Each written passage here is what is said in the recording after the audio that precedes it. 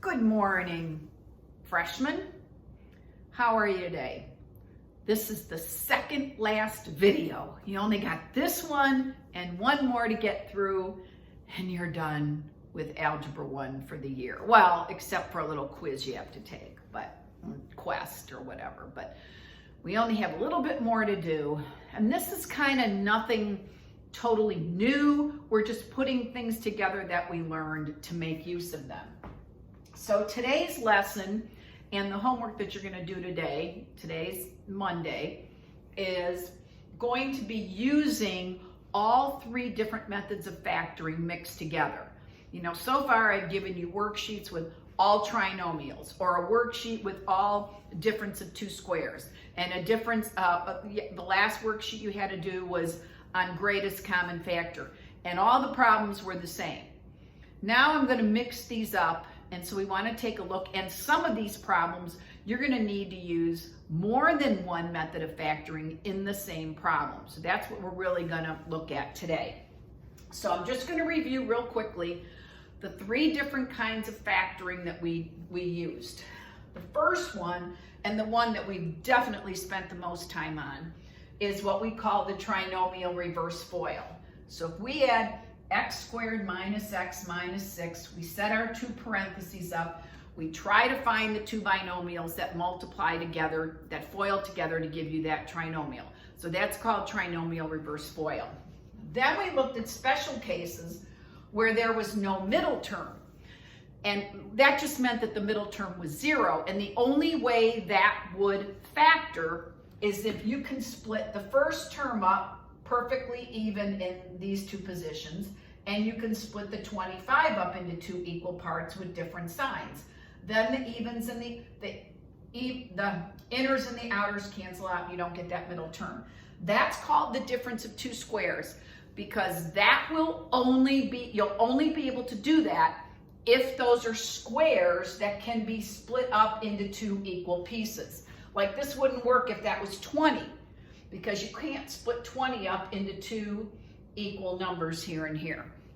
Okay, and then the third method was greatest common factor, which is what you did on Friday. And that is where we simply, I also call this reverse distributive. Reverse, my marker's running out of ink. It's a good thing we're almost at the end. Reverse distributive.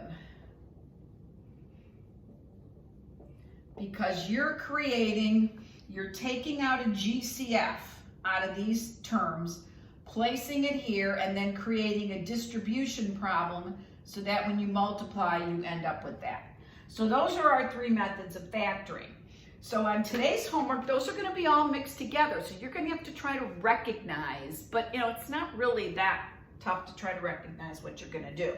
So let's do some examples. So example number 1. We have 12x squared plus 2x, minus 2. And I have to factor that. Now you're going to say, well, that's a trinomial. I'm just going to do this. You don't want to do that, okay? You've got three methods to use. You should always, and I'm going to write this out with my red marker. Okay, always try GCF first. Now, I know that you could say, oh, I'm just going to go make that two binomials and do reverse FOIL. But that's not going to be the easiest way to do this, okay? Because if you leave it this way, you're going to have to worry about whether you're going to put 12 in 1, or 6 in 2, or 4 in 3. So when I say always try GCF first, do these three terms all have a greatest common factor? The answer is yes, I can take a 2. So I'm going to remove the GCF of 2, and then I'm going to make my distributive property. So what would I put here so that when I multiplied, I'd get 12x squared? 6x squared. what would I have to put here? 2 times what would give me 2x and x, and what do I have to put here? A minus 1. 2 times 6x squared is that, 2 times x is that, and 2 times negative 1 is that. Now you say, well, what's the big deal with that? Well, the big deal with that is now the problem is you're not done. You have to, now I have to factor the trinomial, okay? But it's going to be a lot easier to factor now because this is a 6x squared, which only has 2 factor pairs, 6 and 1 or 3 and 2. And since I want to get a 1, I think I'm going to use 3 and 2. And if I put a plus 1 here and a minus 1 there, and that's not too hard because you got to put a 1 and a 1, this is going to give me negative 2x, positive 3x will give me my positive 1x. So this then is my total answer, my final factored answer. Okay, so that's the first example. All right, so that one I used greatest common factor, and I use trinomial reverse FOIL. So see how I'm using more than one method of factoring? All right, so I'm going to remind you down here, I'm going to move it down.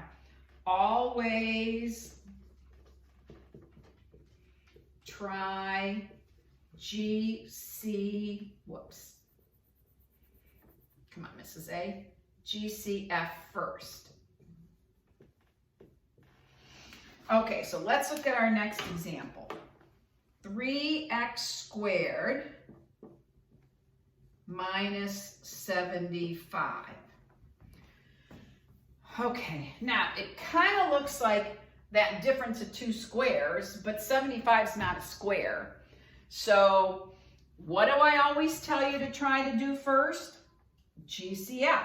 So what's the common factor of 3x squared and 75? Hopefully you said 3. So if I take a 3 out of there, I'm left with x squared. If I take a 3 out of there, I'm getting 25. 3 times x squared is 3x squared. So using GCF, I now have that. But you're not done because these need to be factored completely, okay? So we can't leave, just like if I told you to factor 12, you wouldn't leave it 3 times 4 because 4 can get broken down again. So we want to do the same thing with ours. We always want to look at, if you take a GCF out, you always want to look at what's left in the parentheses and see if you can do anything with that. This now is the difference of 2 squares. So I can break that down, x and x. Remember, this is like trying to get a 0 middle term. So if I do minus 5 and plus 5, then I'm getting negative 5x and positive 5x, which adds up to 0x, and I don't get that middle term. So this then is my final completely factored answer. See how I'm using 2 kinds of factoring there? Okay. Let's try another one, a couple more, and then I'll let you guys try some. All right, so third one, 6a squared b minus 9ab squared. Okay, so always try GCF first. So what's the GCF of these 2 terms? 6 and 9, I can remove a 3. That's the GCF. This is an a squared and an a, so the most I can take out is an a. A b and a b squared, they both have at least one b. So 3ab, what would I have to put here to get 6a squared b? I'd need a 2 and an a minus, what would I have to put here so that when I multiply I get 9ab squared? I'd need a 3 and a b. So right now, this is what I have. Now, you have to look at what's in parentheses and say, can I factor that anymore? Well, It's not a trinomial, so I can't do that. And it's got two terms, but these are not squares, so this one is done. That's all I can do with that one. That's the total factored form. Okay, let's try one more.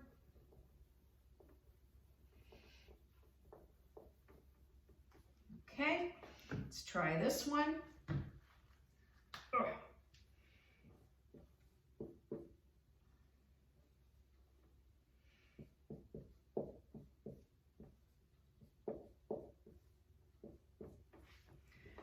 Okay, so this one, we got to look at it and go, you're saying trinomial, you're going to try to do this, but you're going to run into trouble for two reasons.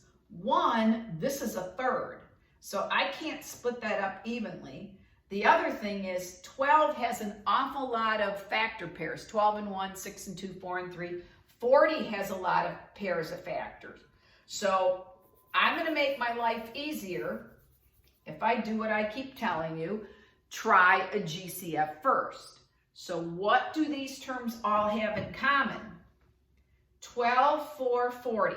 What's the greatest common factor of those? I can pull a 4 out, but I can also take an x out of all those terms.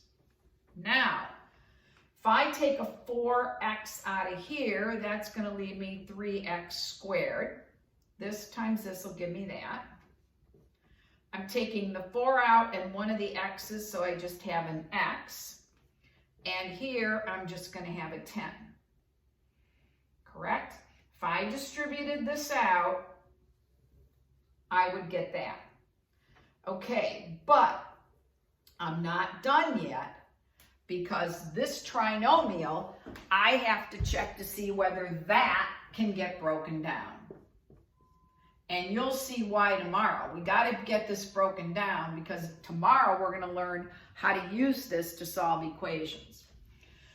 So now I'm going to try to factor this. Now this is a lot easier because the only way to break 3x squared up is into 3x and x.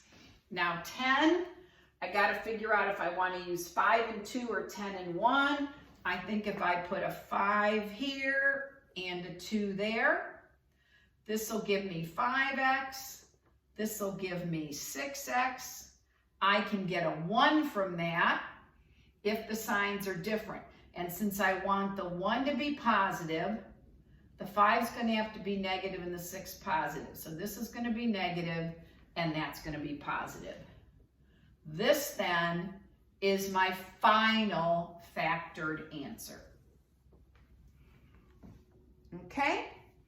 So that's the scoop. I'm using multiple. So most of these on your homework, you're going to take a GCF out first and then just factor the rest of it using either difference of two squares or trinomial reverse FOIL. Okay? So good luck on that, and we'll have our final video tomorrow on Tuesday. Go get them, guys.